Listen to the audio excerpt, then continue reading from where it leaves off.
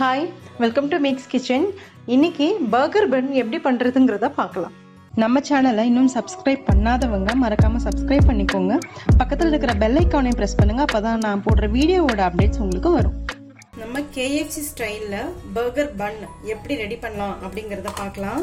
முதல் ஒரு கடாயில், அடுப்பு பற்ற வைக்க வேணாம், இப்போது ஒரு கடாயில் 2 டேபிள் ஸ்பூன் மைதா மாவு போட்டுக்கோங்க.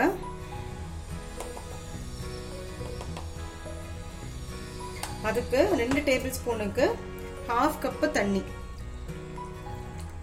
அதை விட்டுட்டு இதை நல்லா கஞ்சி மாதிரி நம்ம ஃபர்ஸ்ட் செய்யணும். நான் இன்னும் அடுப்பு பற்ற வைக்கல. நீங்கள் இப்போ சீக்கிரமாக பற்ற வச்சிங்கன்னா என்ன ஆகும்னா இதெல்லாம் அப்படியே கட்டி கட்டியாக நின்றும். அதனால முதல் இதை நல்லா கரைச்சிட்டு அதுக்கப்புறமா நம்ம அடுப்பு பற்ற வச்சுக்கலாம். ஸோ கட்டி இல்லாமல் ஃபர்ஸ்ட் நம்ம கரைச்சிட்டோம். இப்போ நீங்கள் அடுப்பு பற்ற வச்சிங்கன்னா உங்களுக்கு கட்டி இல்லாமல் வரும்.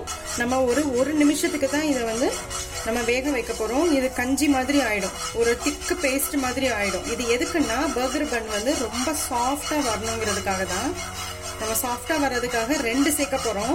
ஒன்று இந்த மாதிரி கஞ்சி ரெடி பண்ணி ஒரு பேஸ்ட் மாதிரி ஒன்று ரெடி பண்ண போகிறோம். அடுத்தது ஈஸ்ட். இது ரெண்டும் நம்ம சேர்க்கும் போது பர்கர் பன் ரொம்ப சாஃப்டாக வரும். கொஞ்சம் கெட்டியாகும் போது லோ ஃப்ளேமில் வச்சுக்கோங்க, அப்போ கட்டி தட்டாமல் இருக்கும். ஒரு நிமிஷம் நீங்கள் வேக வச்சிங்கன்னா போதும். உங்களுக்கே தெரியும் இப்போ எவ்வளோ இது கட்டி ஆயிடுச்சுன்ட்டு. நல்லா ஸ்மூத் பேஸ்ட்டாக வந்திருக்கு பார்த்தீங்களா, லம்ஸ் எதுவுமே இல்லாமல்.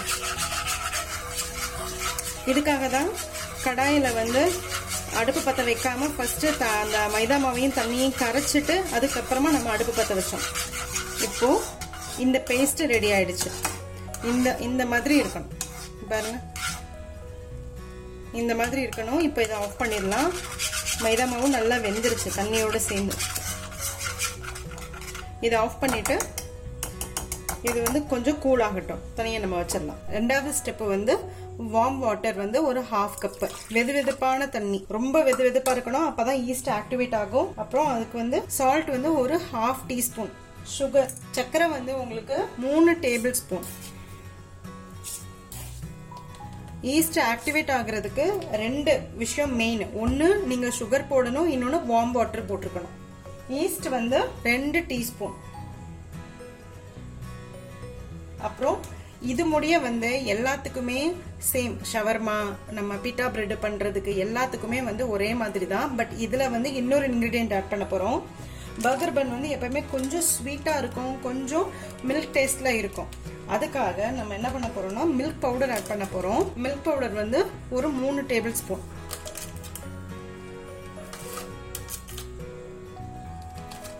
அவ்வளோதான்.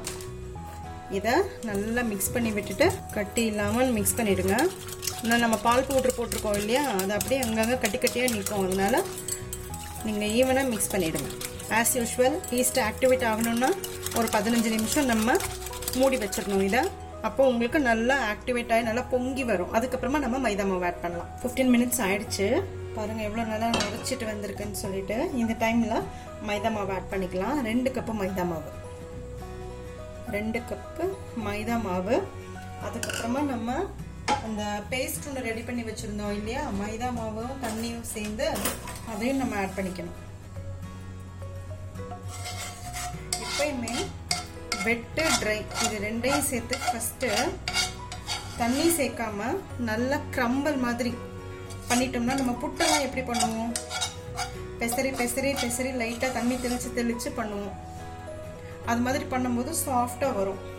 அதே மாதிரி தான் ஃபஸ்ட்டு மாவோட வெட்டை கம்ப்ளீட்டாக தண்ணி சேர்க்காம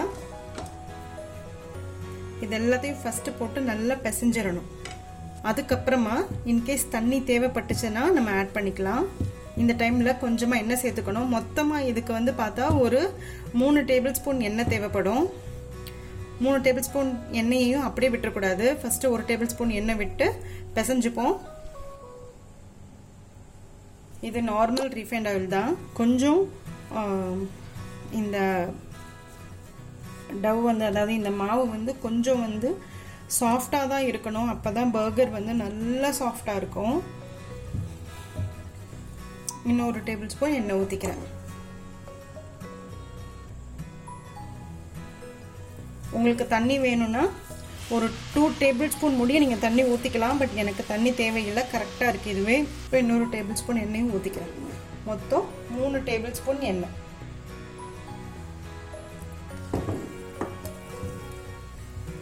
பட்டர்லாம் போடணுன்னு அவசியம் இல்லை.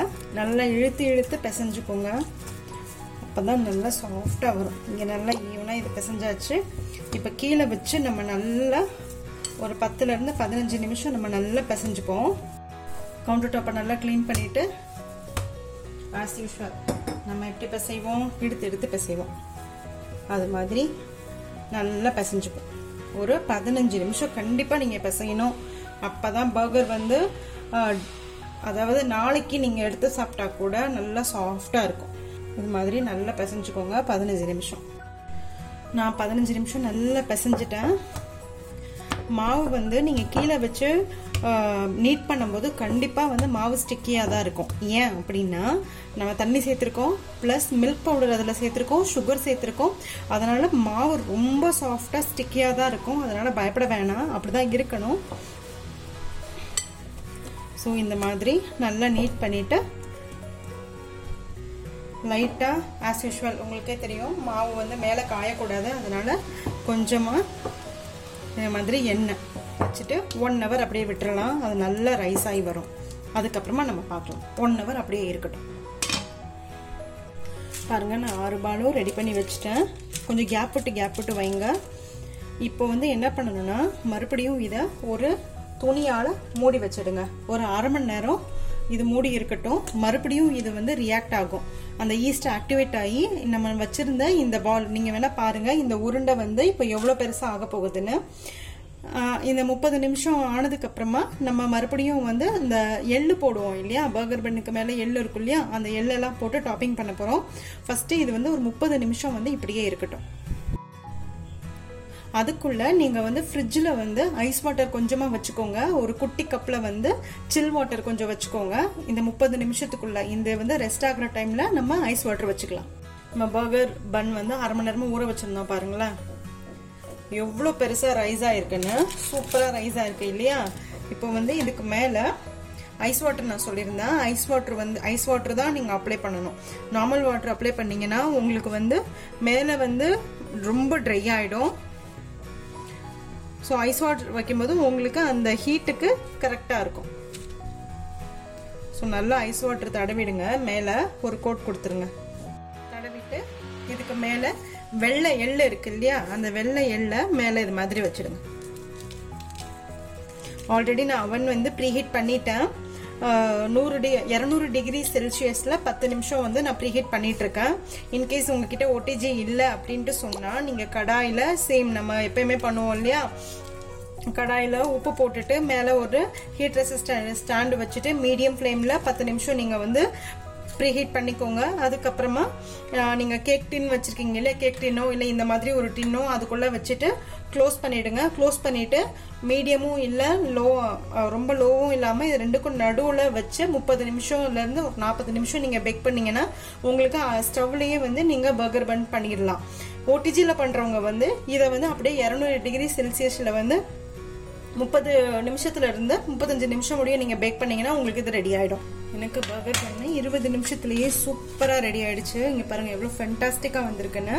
இதுக்கு மேலே வந்து நீங்கள் பட்டர் வந்து நீங்கள் வச்சுக்கணும், அப்ளை பண்ணிக்கணும். ஏன்னா ஒரு பாலிஷாக இருக்கும் இல்லையா பளபளன்ட்டு பன்னுக்கு மேலே, அதுக்காக. இன்னொன்று மேலே இருக்கிற கோட்டிங் சீக்கிரமாக ட்ரை ஆகாமையும் இருக்கும். இது கம்ப்ளீட்டாக ஆறணும். நல்ல சூடு. இப்போ தொட்டுறாதீங்க. முட்டையே நம்ம சேர்க்கலை. இவ்வளோ சூப்பராக வந்திருக்கு பார்த்தீங்களா. இப்போது இதை வந்து ஒரு கண்டிப்பாக ஈர துணி வச்சு நீங்கள் க்ளோஸ் பண்ணி வைக்கணும்.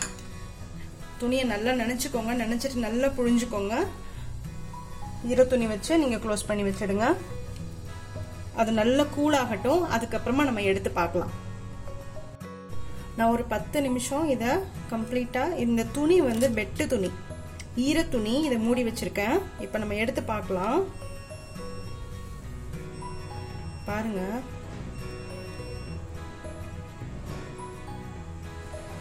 எவ்வளோ சாஃப்டா வந்திருக்கு, சூப்பரா வந்திருக்குங்க பாருங்க.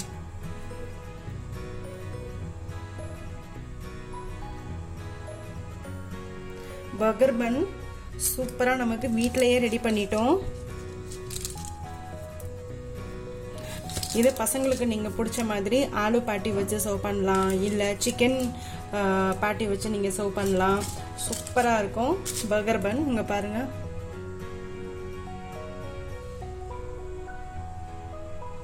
முட்டையே நம்ம சேர்க்கலாம். இவ்வளோ சூப்பராக பர்கர் பன் ரெடி ஆகிடுச்சு பாருங்கள். பர்கர் பன் சூப்பராக ரெடி ஆகிடுச்சு. இப்போ இது எவ்வளோ சாஃப்டாக வந்திருக்குன்னு நான் காமிக்கிறேன். இதுக்கு வந்து நீங்கள் நைஃப்லாம் கூட தேவையில்லை. இங்கே பாருங்கள், இந்த மாதிரி நீங்கள் ஃபோக்கில் குத்துனாலே உங்களுக்கு பன்னு வந்து பிக்க முடியும். அவ்வளோ சாஃப்டாக இருக்கும்.